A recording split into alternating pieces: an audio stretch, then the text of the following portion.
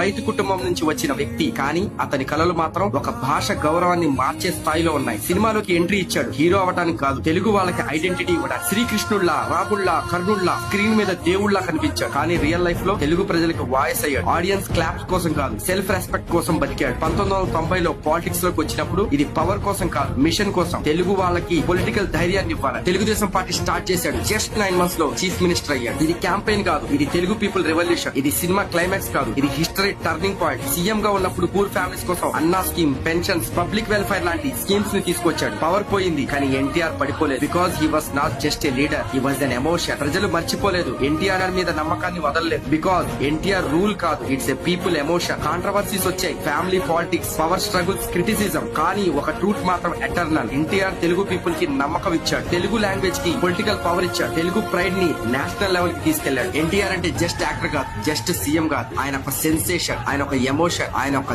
తెలుగోడి ఆత్మగౌరవం.